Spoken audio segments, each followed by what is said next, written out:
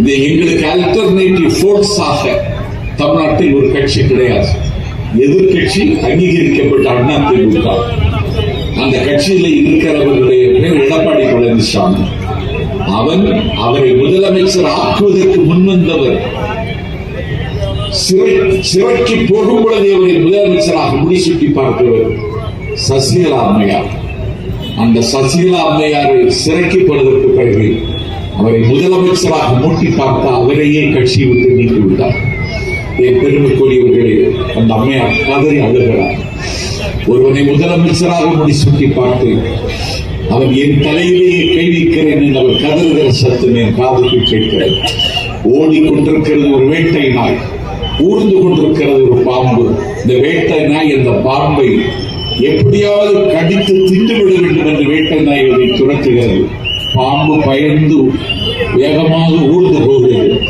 ஒரு வழிபோக்கனை பார்த்தவுடனே இந்த பாம்பு சொன்னது, அந்த வேட்டை நாய் என்னை கொல்ல வருகிறது, என்னுடைய உயிருக்கு நீ உத்தரவாதம் தா என்று கேட்டபொழுது அந்த மனிதன் சொன்னான், நானும் மனிதன், நீ பாம்பு, நான் உன்னை எப்படி பாதுகாப்பு தர முடியும், எடுத்து பாக்கெட்டுதான் வைத்துக் கொள்ள முடியும் என்று கேட்டான்.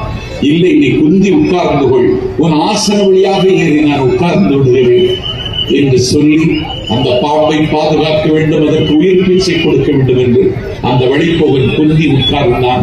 அவன் ஆசன வாயின் வழியாக பாம்பு ஏறி உட்கார்ந்து கொண்டது. அந்த வேட்டை நாய் போய்விட்டது. பாம்புக்கு உயிர் பயம் இல்லை.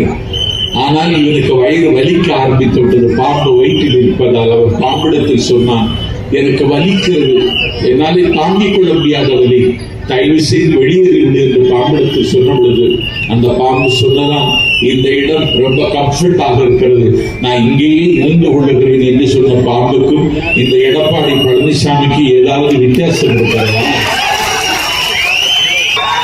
சிவகாசியில் இங்கே தேடுகிறேன். அவர் இன்றைக்கு திருநள்ளாறு சனீஸ்வரன் கோவிலில் போயிருக்கிறார். நீ என்றைக்கு 2G மூவிஸுக்கு நடிக்க ஒப்புக்கொண்டாயோ அன்றைக்கே உனக்கு சரி ஆரம்பித்து விட்டது. ஆனால் இது 69வது படம் என்று அறிவித்தார். இந்த நாட்டினுடைய முதலமைச்சர் ஆக வேண்டும் என்பதல்ல எங்கள் தலைவருடைய கனவு. 13 வயதிலேயே திரையுலகத்திற்கு வந்தார். 33 வருடங்களில் 69 படங்களை நடித்தார். இந்திய துணைக்கண்டத்தின் அரசியல் வரலாற்றில் கோடிக்கணக்கான ரசிகர்களை வைத்திருக்கிற அமீர் கானை விட லட்சக்கணக்கான தமிழை கையில் வைத்திருப்பவர் எங்கள் தலைவர். நீ உரிமை தொகை 1000 ரூபாய் தந்துவிட்டு அது ஓசி என்று பேசினான். ஒரு பொறுப்படி என்று ஒரு ஓசிதானே இருந்தாய். விடியல் பெயர் தந்தால் ஓசிதானடா, ஓசிதானுடைய அமைச்சரை பேசினான். சிவாஜி கணேச ஓட்டையே போட்டுட்டான். சிவாஜி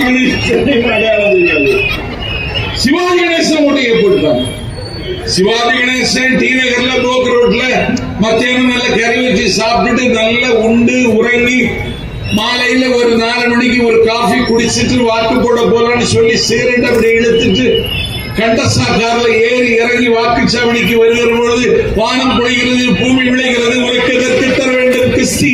எவ்வளவு பெண்களுக்கு மஞ்சள் அரித்தாயா, பணிவிடை புரிந்தாயா, நாற்று நிறுத்தாயா, கஞ்சிக்கலையும் சுமந்தாயா, பிச்சை கேட்டால் தருகிறேன், வரி கேட்டால் தர முடியாது, யாரிடத்தில் கேட்கிறாய் வரி வட்டி இடை என்று வசனம் பேசிக்கொண்டு வாக்குச்சாவடிக்கு கிட்ட வந்து பூத்து சிரிப்பு கூட பாட்டு கேட்டார்.